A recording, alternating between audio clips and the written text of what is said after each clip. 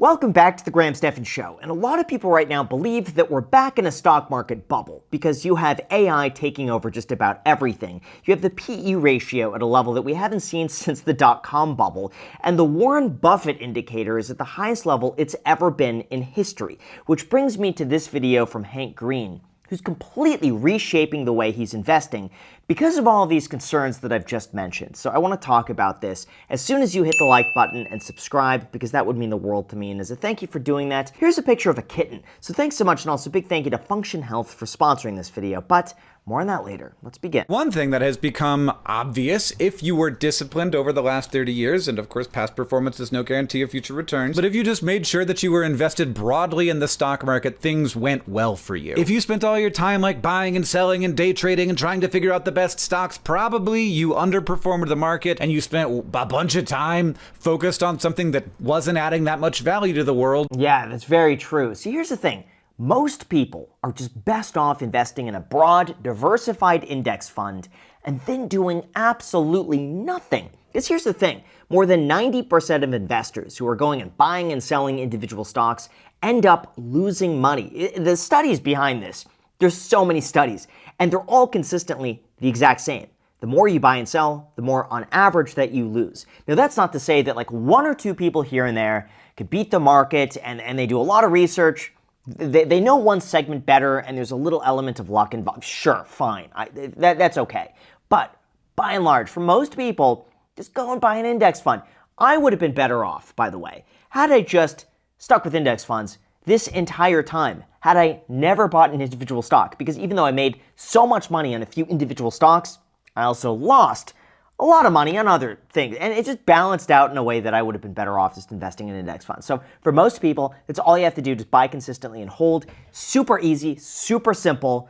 But when it comes to buying those index funds, here's where some of the concern lies, because those are growing increasingly more concentrated, as you're about to see. For the last 30 years, it has been buying what is called a low-cost U.S. equity index fund. The fund simply follows a list of U.S. companies like the S&P 500 or the entire U.S. stock market. It's a way to invest in the market itself rather than trying to outsmart it. Low cost means the fund takes very little off the top, often just a few dollars a year for $10,000 of investment. That's a big deal because over decades, even tiny percentage fees compound, just like any percentage can compound. And they can quietly eat away thousands or tens of thousands of dollars from your future. Such a good deal. You have no idea just how great we have it today, because these low-cost index funds weren't around like 80 years ago.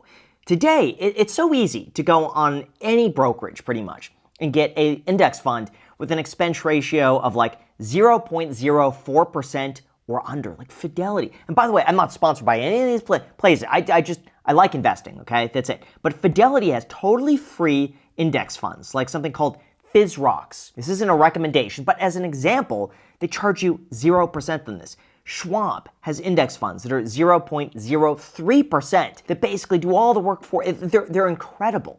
They're absolutely incredible. But the issue with this is that if you're just investing in US-based companies, well, the US has done really well so far, but will it continue? And that's the big question mark. The index fund indexes to the market capitalization, which is just like the value of each company. And that means the bigger a company is, the more total stock value it has out in the world, the bigger it has of like a slice of your pie. No one's trying to outsmart the market here. The fund is just riding the market. Yeah, this is how it's worked, by the way, since the S&P 500 index funds have been created. And overall, when you look at the S&P 500 top 10 companies over time, the top 10 really account for more than like 90% of the growth in the S&P 500. It's actually really staggering. So that's why they do it this way. It's weighted so that the largest companies who are doing the best have the most exposure within the index fund, and as a result of that, you get higher returns. And those top 10 companies aren't always going to be the top 10 companies. Like you could see over time, it changes.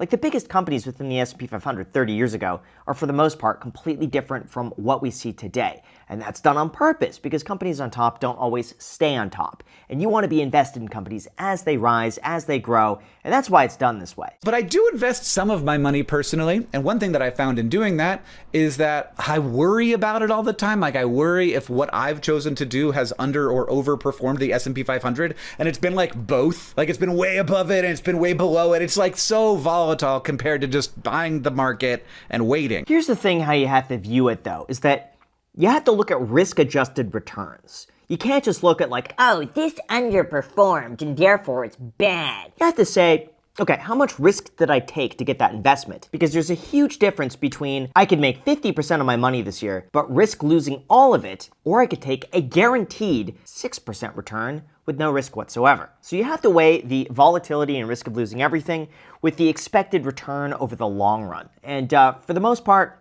I'm okay getting a lower return if that means overall it's probably going to be a lot safer than something else that'll get a higher return. So not all investments are created equally. Over the last 10 years, especially over the last 5 years, the percentage of the S&P 500 index fund that I am invested in, that is in the 10 biggest companies in that fund, has gotten very high. It's now like 38%. Although, you know what? Speaking of tracking things like this, last month I partnered with Function Health, who basically gives you a full financial statement, but for your body. For example, Function tests over 100 different biomarkers, including heart, hormones, toxins, inflammation, and stress. And I just got my results back. And real talk, I'm gonna go off script here. It was actually really surprising. For instance, I had no idea, but I have high LDL cholesterol and I have TOP antibodies, which could indicate a potential thyroid dysfunction and other stuff that was just genetically I had no idea about. And again, I'm going off script here, but I've started taking this really seriously. I've started adjusting my diet.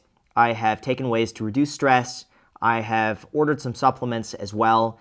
And all of that was the result of our sponsor, Function Health. The thing is, Function didn't just leave me with these numbers. They gave me an actionable plan to address the biomarkers that were out of range. And now instead of guessing, I have a clear roadmap as to how I can improve. And really over the last few weeks, I've actually started to feel some improvements. I've had a lot more energy, I've been sleeping better, and all of this is because Function Health wanted to sponsor a video. I tried it out, and like seriously, it's changed my life. I'm also really impressed by how accessible this is because labs are a quick visit at over 2,000 locations across the US, and it's just $499 a year, which is like $1.37 a day. And if you were to do these yourself on your own, you could easily spend over $10,000 doing all of these tests. That is why top health leaders like Dr. Mark Hyman, Dr. Andrew Huberman, and Dr. Jeremy London are behind Function Health. So if you want to stop guessing and start knowing what's going on in your body, check out Function Health down below or with the QR code on the screen and join me in figuring out what's actually going on beneath the surface that I would have had zero idea about. Also make sure to use the code GRAM100 because the first 1,000 people that sign up will get $100 off of their membership.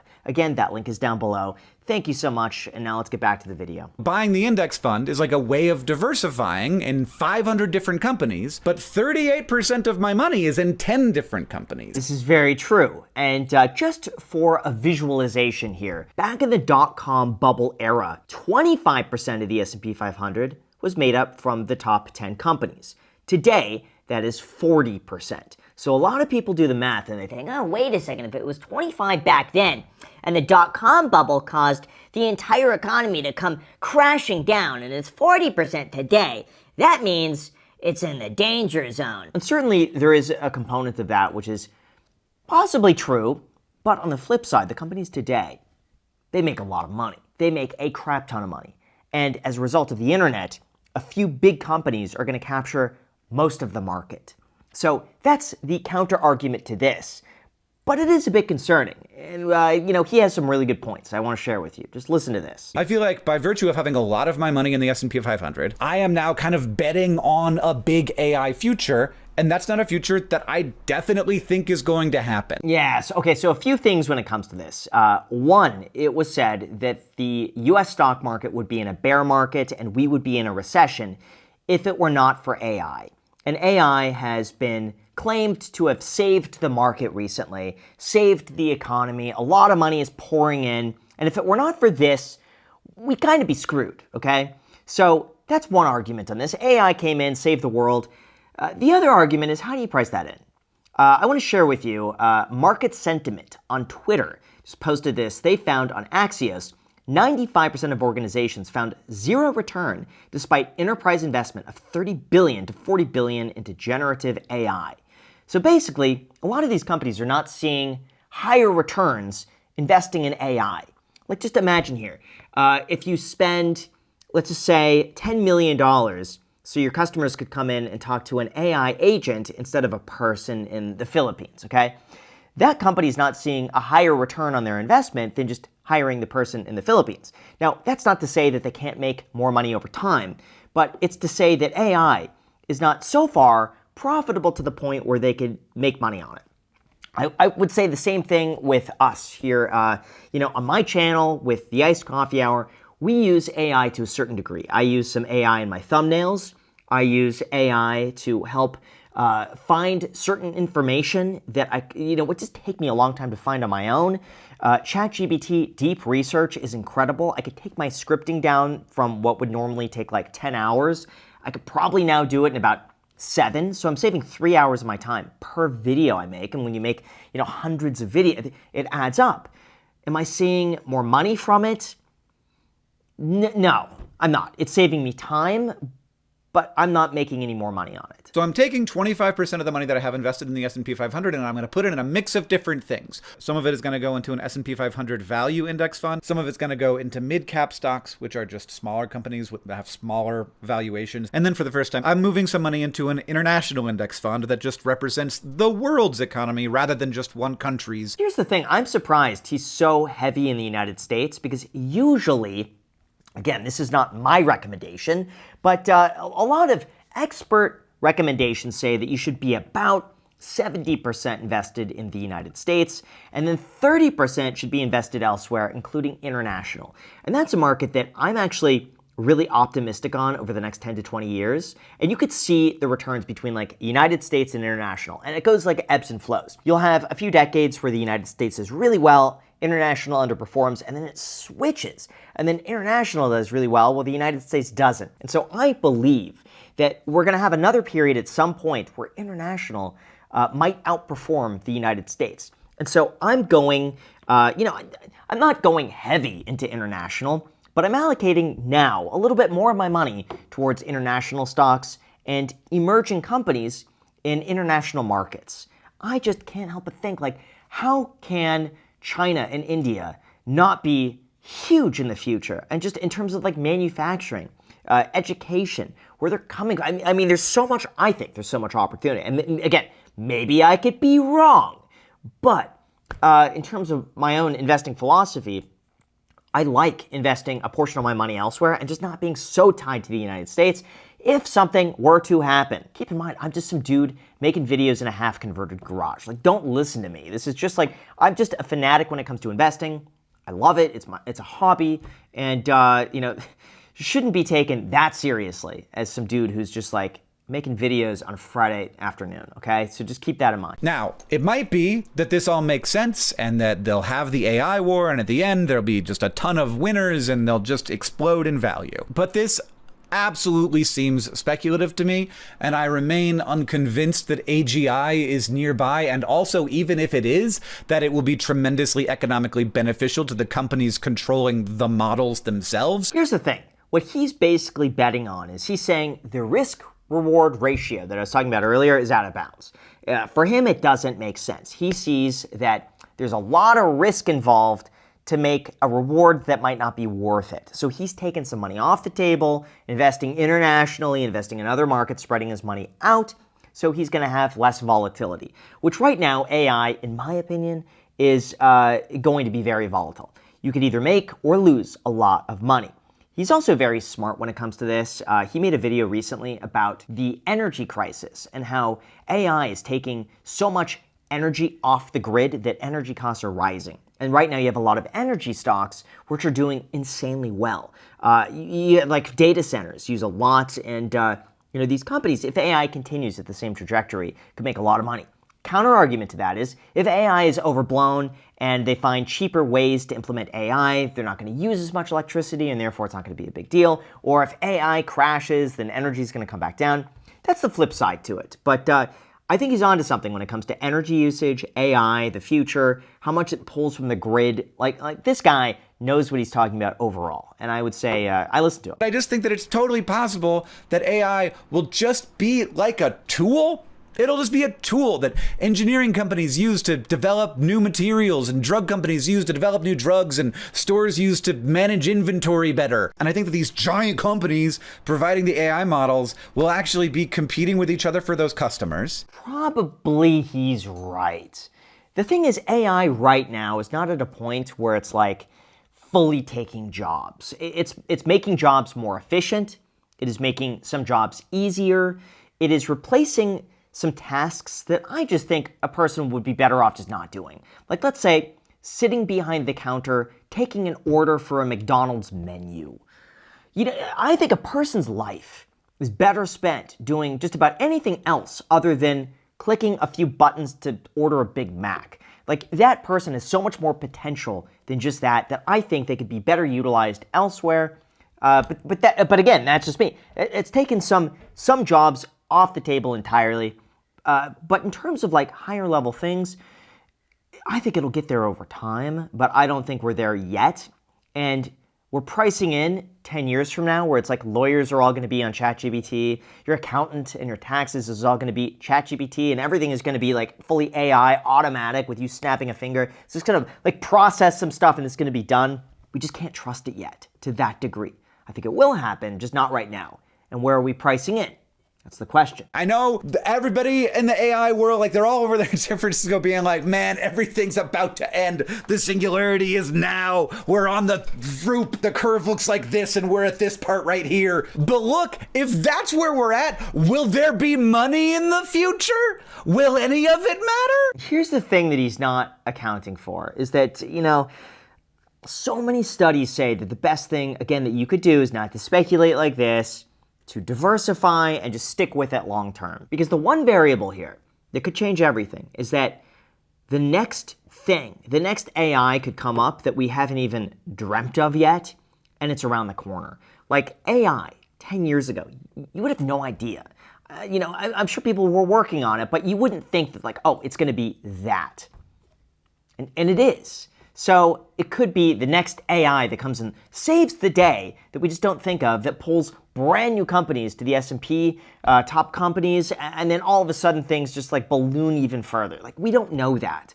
That's why I think it's important to just diversify from the beginning, stick with it long term, and just don't panic sell. And if things drop, you just keep buying it. As long as you don't need the money for 20 years, shouldn't make that big of a difference, in my opinion, as some random dude on YouTube. What I do know is that I have many times said to people, just buy S&P 500 and hold it. And now I'm like, okay, I'm going to keep doing that, but I'm also going to do a second thing because the market cap of the S&P is so focused in the top 10 stocks and so focused in a particular sector, which is AI, which is not a sector that we know about. It's not a mature sector. We do not know what it's going to be. So it just seems risky to do the thing that I have been doing and have advised people to do many times. And so I made a video about it. So here's what I'm doing for those that want to know.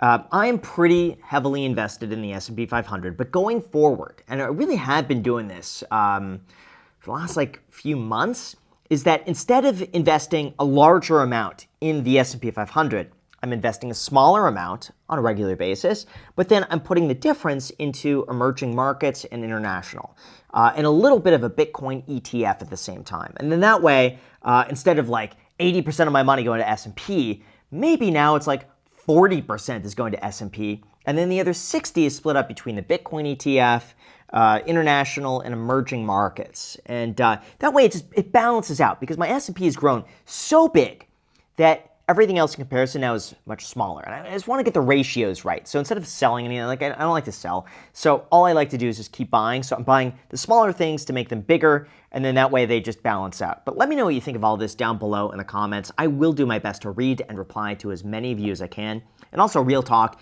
do check out Function Health, because over the last few weeks, I've completely changed a lot of my diet. I'm taking supplements now every morning. I'm actually taking this pretty seriously, and I want to live a very long time. And I've just been taking results and, funny enough, putting it in ChatGPT to seeing what it recommends. And I just don't want to something that happened to me early, and so I'm taking precautions ahead of time. And all of that was because of Function Health. So again, if you want to check that out, I do highly recommend it, like genuinely. And with that said, thank you so much, and until next time.